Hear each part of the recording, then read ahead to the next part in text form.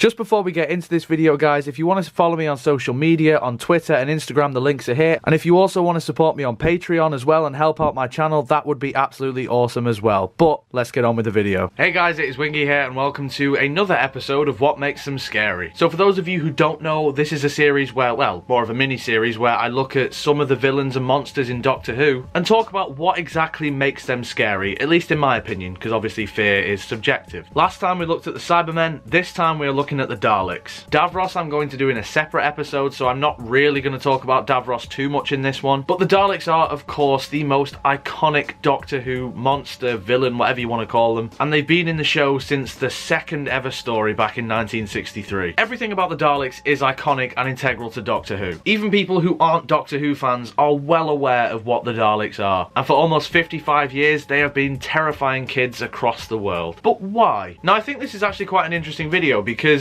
the Daleks, I don't feel at least anyway, have been scary in Doctor Who for a number of years now. I think with a villain like the Daleks, you do tend to repeat the same sort of things over and over again. There's only so many things that you can do with them. We've seen them on their home planet of Skaro numerous times. We've seen them invade Earth numerous times. And obviously with Doctor Who Series 11, I'm pretty sure they're not going to include Daleks. So hopefully by the time they do finally return, Chris Chibnall or whoever it is that's going to be writing that story actually makes them scary again. And here's a few things that I would do. I think the key thing that makes the Daleks absolutely terrifying is that they represent death. Now, obviously, I did mention this with the Cybermen, and obviously a lot of Doctor Who's monsters and villains, death is a big thing. But with the Daleks, it's different, because there's no reason, there's no logic, there's no trying to rationalize a Dalek. It just doesn't work. It's just, yep, you're dead. Now, obviously, the Nazi symbolism is incredibly heavy and on the nose with the Daleks, particularly in stories like Genesis. And what I like is the fact that Terry Nation took something that he experienced, like the Second World War and the fear of Nazis, and turned that into a science fiction threat. They're just an unstoppable force. There isn't really too many things that you can do that can stop a Dalek. I mean, the obvious things have been rectified in recent years. Going upstairs, yep, they can fly now. But I think the fact that, like I say, there is no reason to Daleks. They just want to kill anything and everything that is not like them. They want to exterminate all beings in the universe, so they are the supreme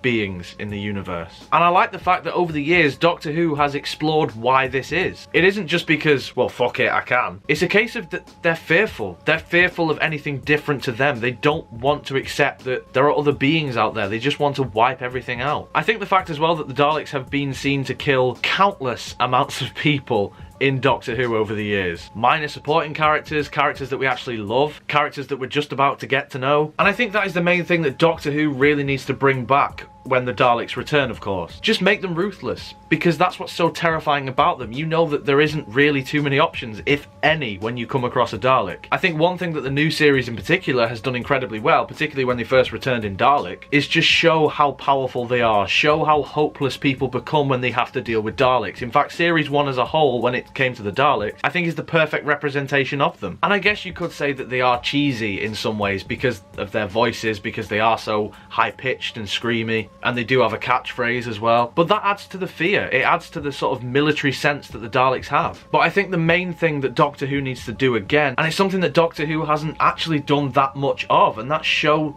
that the Doctor is genuinely terrified of these things. When you're watching any sort of TV show, if you see that the hero or the protagonist, whoever it may be, when you see that they understand how big this threat is and it actually terrifies them to the point where they're running out of options and they're panicking thinking, oh god, what do I do? You as the audience will see that and think, well fuck, if they're thinking that, then they must be bad. It seems to me like Doctor Who in the last few years has sort of turned the Daleks into a parody of themselves. This of course isn't something exclusive to the new series, the classic series did this in parts as well. But seeing doctors like Christopher Eccleston or David Tennant to a degree in particular so terrified and thinking, I can't do anything here. There's a really powerful moment in I think Parting of the Ways where the Doctor just puts his head on the TARDIS door listening to all the Daleks scream exterminate outside. It just emphasises how far gone these creatures are. Like, there's nothing you can do that can help them. There's nothing that you can do that will change their mind. That's it. And when the hero of the show realises that as well, you as the audience gets that too, as well as the fear that I mentioned before. But I think what would really make them scary again is if they killed off a companion or somebody that we know. Maybe even the Doctor. Obviously we've seen a Dalek kill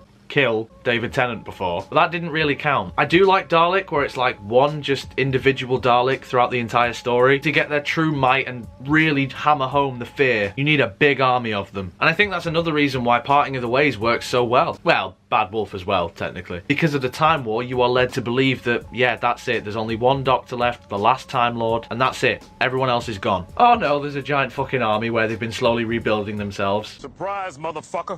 That's what Doctor Who needs to do again. And I think as well the way that you shoot them, but I guess that's kind of obvious and kind of for every single villain and monster that's out there, the way that you shoot them is very, very important. Show them coming out of the shadows. Have more creative shots like when the Dalek flies up behind Linda in Parting of the Ways. I love Parting of the Ways. I can't even, I didn't even want to talk about it that much, but yeah, it is a perfect Dalek story to me. As always, these are just quick videos, they're never going to be the longest. But in the comments below, let me know what you think. Do you agree as to why I think the Daleks are scary? What else makes them scary? And how do you think that Doctor Who, if the Daleks should return, what should Chris Chibnall and the BBC do to make the Daleks seem scary again? Whatever it is, let me know in the comments below. If you enjoyed this video, make sure you leave a like on it, subscribe for more, social media, Patreon in the description as always. So if you follow me on any of those things and you do any of the other things that I said, then yeah, I guess I'll love you forever. But until next time guys, you take care of yourselves. Goodbye.